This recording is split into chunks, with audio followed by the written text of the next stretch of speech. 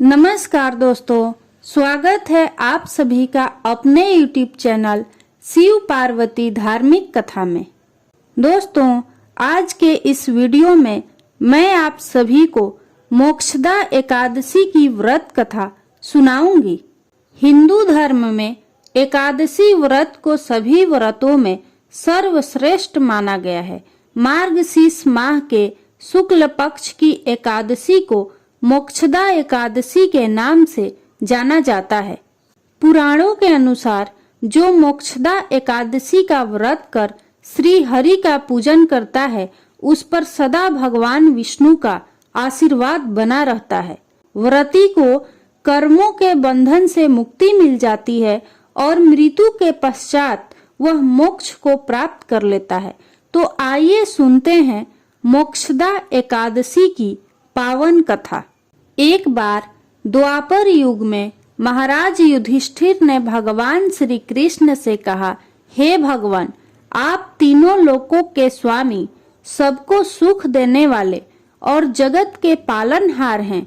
मैं आपको नमस्कार करता हूँ। हे देव, आप सबके हितैषी हैं, अतः मेरे संशय को दूर कर मुझे बताइए कि उस दिन कौन से देवता का पूजन किया जाता है और उसकी क्या विधि है, कृपया मुझे बताएं। भक्त वत्सल भगवान श्री कृष्ण कहने लगे कि धर्मराज, तुमने बड़ा ही उत्तम प्रश्न किया है। इसके सुनने से तुम्हारा यश संसार में फैलेगा। मार्गशीर्ष शुक्ल पक्ष की एकादशी अनेक पापों को नष्ट करने वाली है। इसका नाम मोक्षदा एकादशी है। इस दिन दामोदर भगवान की धूप, दीप, नैवेद्य आदि से भक्ति पूर्वक पूजा करनी चाहिए। अब इस विषय में मैं एक पुराणों की कथा कहता हूँ। गोकुल नाम के नगर में वैखानस नामक राजा राज्य करता था। उसके राज्य में चारों वेदों के ज्ञाता ब्राह्मण रहते थे।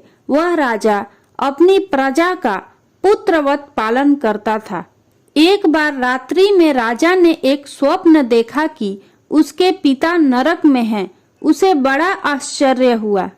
प्रातः वह विद्वान ब्राह्मणों के पास गया और अपना स्वप्न सुनाया। उसने कहा, मैंने अपने पिता को नरक में कष्ट उठाते देखा है।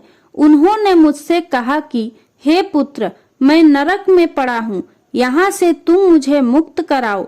जब से मैंने ये वचन सुने हैं, तब से मैं बहुत बेचैन हूँ। चित्त में बड़ी अशांति हो रही है। मुझे इस राज्य, धन, पुत्र, स्त्री, हाथी, घोड़े आदि में कुछ भी सुख प्रतीत नहीं होता। मैं क्या करूँ? राजा ने फिर कहा, हे ब्राह्मण देवताओं, इस दुख के कारण मेरा सारा शरीर जल रहा है। अब आप कृपा करके कोई तप, दान, व्रत आदि ऐसा उपाय बताइए जिससे मेरे पिता को मुक्ति मिल जाए। उस पुत्र का जीवन व्यर्थ है जो अपने माता पिता का उद्धार न कर सके। एक उत्तम पुत्र जो अपने माता पिता तथा पूर्वजों का उद्धार करता है, वह 1000 मूर्ख पुत्रों से अच्छा है। जैसे एक चंद्रमा सारे जगत में प्रकाश कर देता है, परंतु हजारों तारे नहीं कर सकते।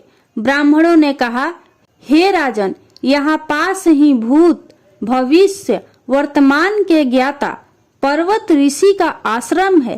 आपकी समस्या का हल वे जरूर करेंगे। ऐसा सुनकर राजा मुनि के आश्रम पर गया। उस आश्रम में अनेक शांत चित्त योगी और मुनि तपस्या कर रहे थे। उसी जगह पर्वत मुनि बैठे थे। राजा ने मुनि को साष्टांग दंडवत किया। मुनि ने राजा से कुशल मंगल पूछी। राजा ने कहा कि महाराज, आपकी कृपा से मेरे राज्य में सब कुशल है, लेकिन अकस्मात मेरे चित्त में अत्यंत अशांति होने लगी है। ऐसा सुनकर पर्वत मुनि ने आंखें बंद की और भूत विचारने लगे। फिर बोले, हे राजन, मैंने योग के बल से तुम्हारे पिता के कुकर्मों को जान लिया है।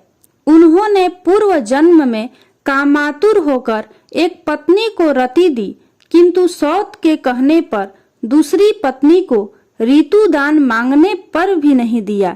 उसी पाप कर्म के कारण तुम्हारे पिता को नरक में जाना पड़ा।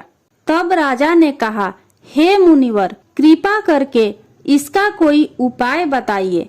मुनि बोले, हे राजन, आप मार्ग शीर्ष एकादशी का उपवास करें और उस उपवास के पुण्य को अपने पिता को संकल्प कर दें। इसके प्रभाव से आपके पिता की अवश्य नरक से मुक्ति होगी।